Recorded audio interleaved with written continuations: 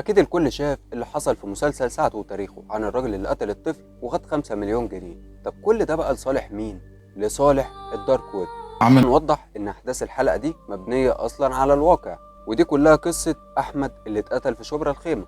تقريبا مفيش حد ما سمعش عن الموضوع ده، بس اللي أنا جاي أقولك عليه مش عن أحمد ولا عن طارق القاتل، أنا جاي أقولك على الشخص اللي كان في الكويت اللي أمر القاتل إن هو يعمل كل ده، اللي أمره إن هو يصور أحمد لايف وهو بيطلع جميع أعضاء جسمه بره، وفي المقابل اداله 5 مليون جنيه. القاتل يبقى طارق، وده شخص مريض كانسر وظهر فجأة في منطقة شبرا الخيمة. الناس اتعاطفت معاه لما عرفت ان هو مريض ووحيد وبيكافح عشان يجيب فلوس لعلاجه. اشتغل في قهوة في المنطقة واجر شقة وعاش وسطيهم عادي. طبعا احنا عارفين ان منطقة شبرا الخيمة دي منطقة عشوائية، والناس اللي فيها كلها بساط وجمال وكلهم بيخافوا على بعض، وما ينفعش ان حد غريب يدخل وسطيهم ويفرق بينهم.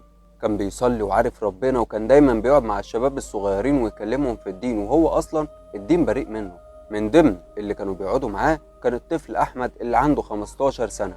واحمد كان واخد طارق قدوة ليه، لانه كان شايف انه شاب مجاهد ومكافح وعنده مرض، وبرغم من كده بيشتغل وبيصرف على نفسه وعلى علاجه. المهم طارق كان بيغيب كتير عن القهوة اللي هو كان شغال فيها، وصاحب القهوة ما كانش بيكلمه عشان ظروفه الصحية، لحد ما في مرة من المرات طارق رجع المنطقة، بس رجع حاجة تانية خالص. كان راكب عربية شيك ومعاه فلوس ملهاش عدد. ولما الناس سألته انت جبت الفلوس دي منين يا طارق، قال لهم انا كان عندي اخ كبير ومات وانا ورثته. نيجي بقى للاهم، وهو اليوم اللي اختفى فيه احمد من المنطقة. الساعة 8 تحديدا كاميرات المراقبة صورت احمد وهو داخل على البلاي ستيشن وطالع منه حوالي 5 مرات، واخر مرة الكاميرات جابته فيها كان ماشي مع طارق وبعدها اختفى تماما. فضلوا يدوروا على احمد في المنطقة كلها، وطارق نفسه كان بيدور معاهم.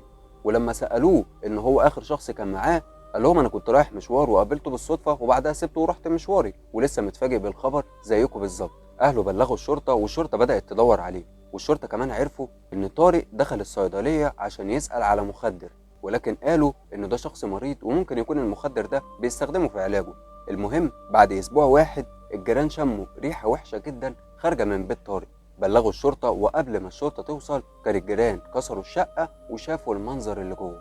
جثة مرمية على السرير ومش باين منها أي ملامح من كتر أثر التعذيب اللي اتعرضت له، وبطن الجثة مفتوحة بالطول وكل الأعشاء خارجة بره، وكمان كان في أكياس سودا محطوطة على السرير وفيها بعض من أعضاء الجثة. قبضوا على طارق، وطبعا كانوا فاكرين في الأول إن دي تجارة أعضاء، ولكن الطب الشرعي أثبت غير كده خالص، لأن الطريقة اللي طلعت بيها الأعضاء كانت طريقة همجية جدا، وطبعا دي حاجة ما كانش ليها علاقة أصلا بتجارة الأعضاء. طارق اعترف إن هو عمل كده في أحمد وخد 5 مليون جنيه، واللي أمره بكده هو شخص عايش في الكويت.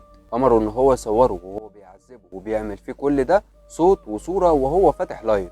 ولما طارق خلص، الشخص اللي في الكويت ده قال له مش ده المشهد المطلوب، الناس عايزة تشوف مشهد أكتر من كده بكتير. وعشان كده طارق ساب جثة أحمد على السرير ونزل عشان يدور على الضحية التانية، خصوصا إن الشخص اللي عايش في الكويت ده قال له أنا هزود لك المبلغ ومش هيبقى 5 مليون، هيبقى أكتر بكتير. ولكن ملحقش يدور على الضحية التانية لأنهم قبضوا عليه.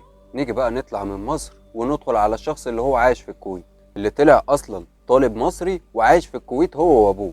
انت متخيل ان عيل عنده 15 سنة هو اللي امر بكل ده؟ الشرطة بتاعتنا تواصلت مع شرطة الكويت وقدروا ان هم يقبضوا عليه ويرحلوه على مصر. قال في اعترافاته ان دي مش اول مرة يعمل كده، وعمل كده في اكتر من بلد، وفي المقابل كان بياخد الفيديوهات دي، وفي ناس بتدفع ملايين عشان تشوف الناس وهي بتتعذب. وكان شغال في الدارك ويب، وده من طبيعة شغلهم، كل اللي بيعوزوه بيطلبوه وبيتنفذ. يعني اكيد في شخص طلب ان هو يشوف طفل وهو بيتعذب واحشائه بتطلع بره، وفي المقابل هيدفع ملايين كتير لمجرد بس ان هو يمسك الموبايل بتاعه ويتفرج عليه، هو كده بيتلذذ. وعلى فكرة دي حاجة بسيطة من اللي بتحصل في الدارك ويب، لان في مصايب اكتر من كده بكتير بتحصل جوه.